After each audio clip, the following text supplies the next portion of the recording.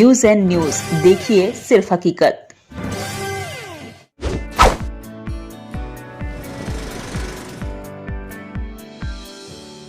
Folks, welcome again to the brand new season 2 episode of the Reba Aya Show on News and News Network. My guest of today reminds me of a novelist and a writer, E.R. Braithwaite, whose famous novel To Serve with Love talks about students, teachers, love, empathy, etc. etc. On our show today, we have none other than the educationist, the philanthropist, and the president of Ekata Manch, Mr. Ajay Kaul. Sir, welcome to the show. Welcome. Thank you so much. You reminded me of E.R. Braithwaite, To Serve with Love. You were awarded as the best teacher from the government of Maharashtra. How did this happen, sir? I started my career way back in 1981. Just started in a small school at Warsaw village, which is supposed to be a fishing village. So with just 30 students, just made a beginning and started with this school. And initially, if you know, way back in 1981, it was so difficult to impart education, and especially to the underprivileged class of the society. But gradually, initially when I started with this school in 1981, we did not have sufficient accommodation to accommodate the students. So the classes were going on at 3 different places, and with cooperation from the Bombay Municipal Corporation, we could manage to get a piece of land. And that is how you see a school and a college which is constructed here. And today we have got 4,000 students who are learning from this institution. I met Mr. Ajay Kaul ji, and he's a lovely host. First of all, let me tell you this. If you are at his place, he will not allow you to leave without having lunch or dinner. A great human being, lot of empathy, and a power to see things beyond obvious.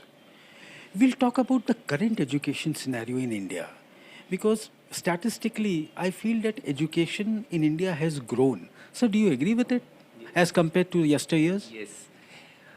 When I started in 1981, basically what the parents expected, good discipline and good education. But times have changed. Today, the expectation also of the parents have been totally different. But I still feel in today's education, with all technology, with all the current system of education, where we are still lacking is value education. I think a lot of stress today has to be laid on value education. That's most important. Value education, we'll try to find out something more about. So, what exactly is your definition of value education? Like, is it what you learn outside the school? Basically, as we have during the olden times, what we have witnessed is the Gurukul system, Guru Sishya relationship. I strongly believe in Guru Sishya relationship, respect for your parents, respect for your teachers.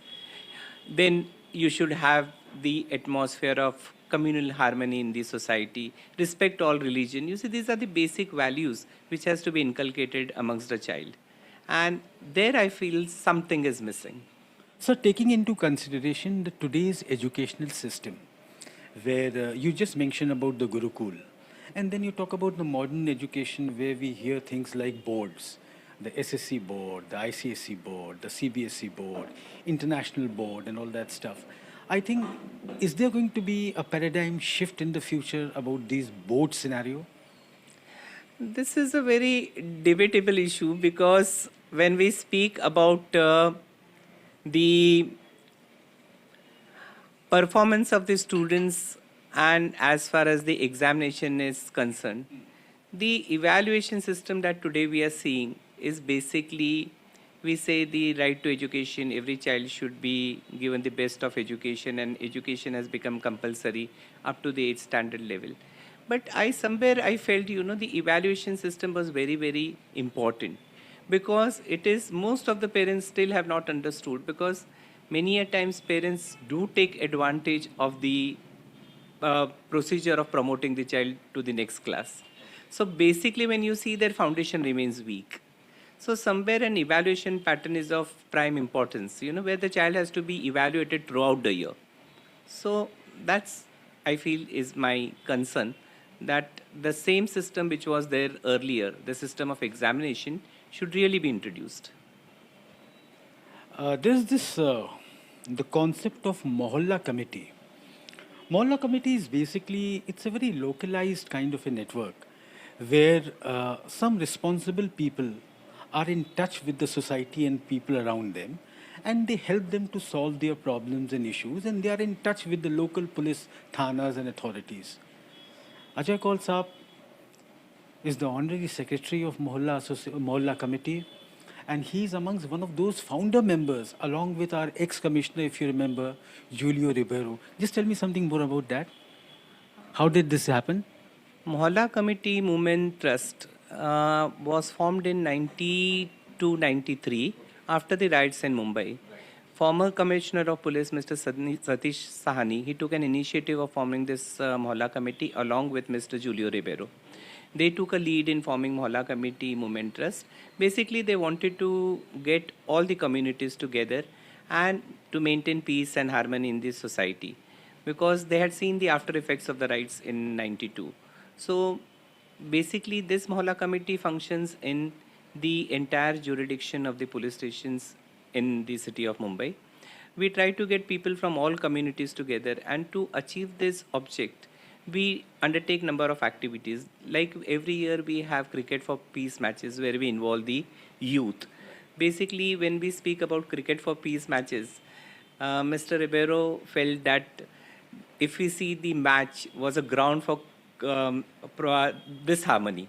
Like you see many times when there was India-Pakistan matches, that used to lead to a tense atmosphere in the society. So they felt if we have cricket for peace, so the word peace was used, where youth from all communities, that is Hindu, Muslim, Christian, and one policeman also plays in these matches.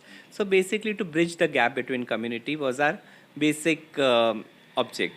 Then for the small children, we have peace poster contest every year, where right from the beginning at a very tender age, we try to create that feeling of unity and oneness amongst the children. For the women, we have women's cells and also trying to touch all the different sections of the societies and try to get people together. I just spoke to Mr. Ajay Kaul the other day, and he was a witness to 93, 92 riots. And I think what he has seen is something from very close quarters. And after seeing those riots, he told me that he was mentally very disturbed. And with the advent of time in the year 1996, Ekata was born, an NGO which is run by him. He happens to be the president. Name any issue, social issue, women empowerment, civic issues, communal harmony. Am I correct that 92, 93 was the reason why Ekata was born? Yes, because basically Mohalla Committee Movement Trust, they have a set agenda that basically it's communal harmony. So generally what we do every month, we have a meeting as far as getting all the members together. But basically communal harmony is the main focus that they have laid on. Now, what has happened since the times have changed after 92, 93? The demands of the people also started increasing, because number of issues came to our notice where we felt they had civic related issues. They had issues as far as animal activists were concerned. They were concerned about the animal welfare.